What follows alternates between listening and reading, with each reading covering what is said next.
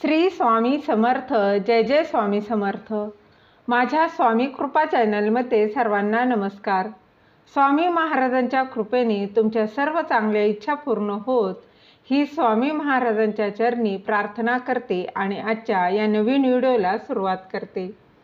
पितृपक्षात आवर्जून काही नियम जे आहेत ते घरात पाळायलाच हवेत. त्याचबरोबर पारायण, व्रत, काही सेवा सुरू असेल तर काय करावं, त्याचबरोबर नवीन वस्तू असेल, काही गोष्टी काही खरेदी करावी का, तर याविषयी संपूर्ण माहिती या व्हिडिओत मी तुम्हाला सांगणार आहे. ती जाणून घेण्याआधी तुम्ही माझ्या स्वामी कृपा चॅनलला सबस्क्राईब नक्की करा. पितृपक्ष हा 15 दिवसांचा कालावधी असतो.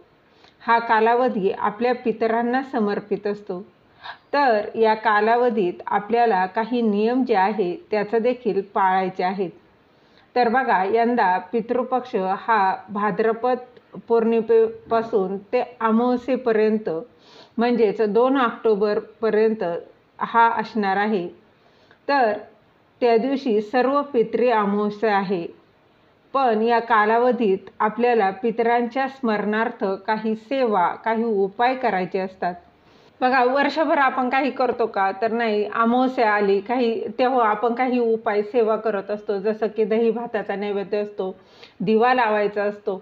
असे जे काही छोटे छोटे उपाय आहेत ते आपण त्यांच्या स्मरणार्थ करत असतो. परंतु हे जे 15 दिवस आहेत, पितृपक्षाचे 15 दिवस, तेव्हा आपल्या पितरांसाठी आवर्जून काही गोष्टी ह्या केल्या पाहिजेत. त्याचबरोबर काही नियम आहेत ते देखील तितकेच आवर्जून पाळले पाहिजेत.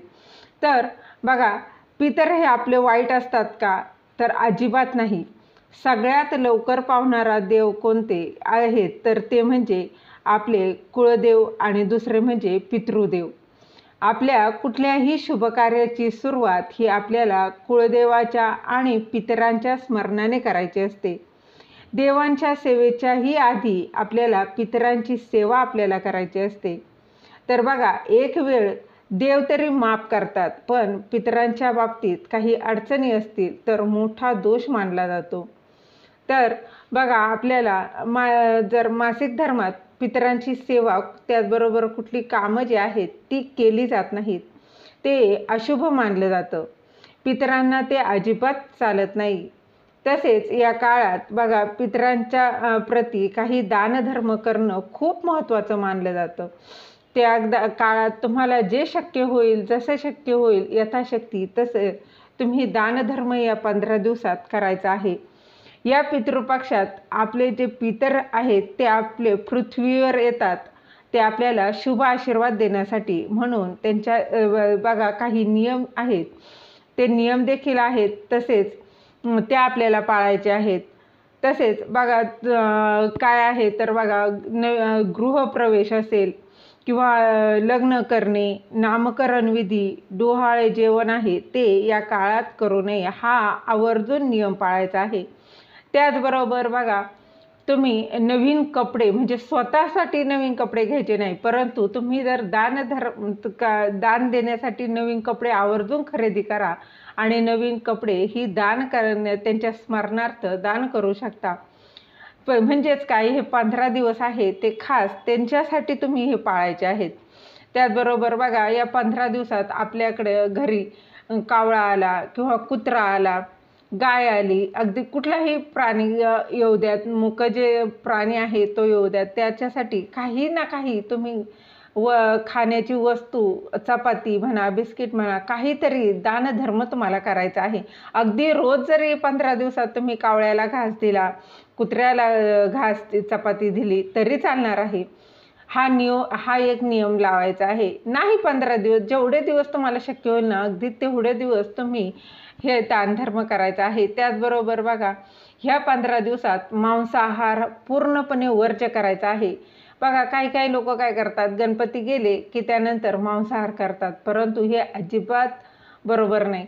कारण मांसाहार हा पितरांना अजिबात आवडत नाही. त्यांना या काळात पितरांच्या या पितृपक्षात मांसाहार, मद्यपान हे पूर्णपणे वर्ज्य करायचं आहे. त्याचबरोबर बघा, तुम्ही कुठलं तुमचं पारायण चालू आहे किंवा 11 गुरुवार कुणाचे चालू असतील, कुणाचे 9 गुरुवाराचं रोज चालू आहे किंवा अजून कुठली जर पारायण जरी असतील ना, तरी तुम्ही ह्या 15 दिवसात ह्या सेवा ज्या आहेत त्या तुम्ही करू शकता. त्याचबरोबर तुम्ही जी कुठली नित्यसेवा करत आहात ना, ती देखील तशीच सुरू ठेवायची आहे.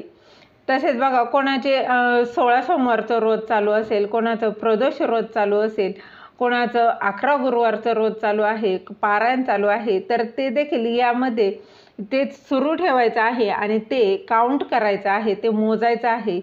त्याचा आणि या पितृपक्षाचा काहीच संबंध नाही. उलट याने तुमचे पितर जे आहेत ते खुश होणार आहे आणि तुम्हाला भरभरून आशीर्वाद देणार आहे. जे काही सेवा, काही उपाय आहे ते या काळात नक्कीच करायचे आहे.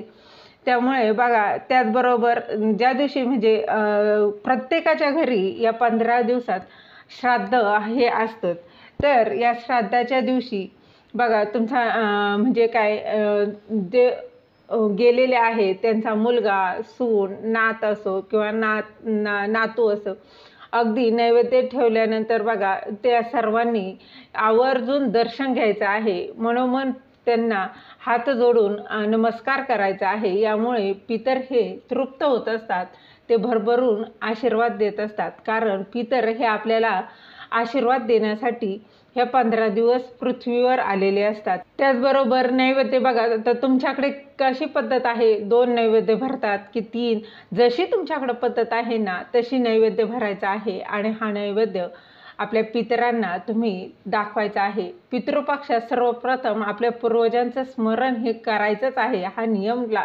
आपण लावून घ्यायचा आहे. या पितृपक्षात बघा म्हणजे रोज जरी पितरांसाठी तुम्ही अन्न ठेवलं ना काही तरी चालणार आहे. त्याचबरोबर गाय, कावळा, कुत्रा यांना जरी तुम्ही या दिवशी रोज जरी काही ना काही तुम्ही अगदी एक चपाती जरी दिली ना, तरी देखील असं म्हटलं जातं त्यांच्याद्वारे हे अन्न हे पूर्वजांपर्यंत पोचत असतं. त्यामुळं जे दान तुम्हाला करता येईल ना ते आवर्जून करायचं आहे. त्याचबरोबर बघा, पितृपक्षामध्ये पूर्वजांची देवता आर्यमालाला जल नक्कीच अर्पण करायचं आहे. त्यामुळे ती आनंदी असते. जेव्हा पूर्वजही आनंदी आणि समाधानी होतात असं म्हटलं जातं. तर तसेच पितृपक्षात बघा, तुम्ही नवीन वस्तू खरेदी करणार असाल तर त्याची बोलणी तुम्ही अगदी बघा, लग्न जरी जमवायचं असेल ना तर त्याची तुम्ही बोलणी करू शकता. लग्न करायचं नाही, परंतु तुम्ही बोलणी करू शकता. झालेली सेवा महाराजांच्या चरणी रुजू करते. दिलेली माहिती तुम्हाला आवडली असेल तर लाईक करा, शेअर करा, सबस्क्राईब करायला विसरू नका. श्री स्वामी समर्थ. जय जय स्वामी समर्थ.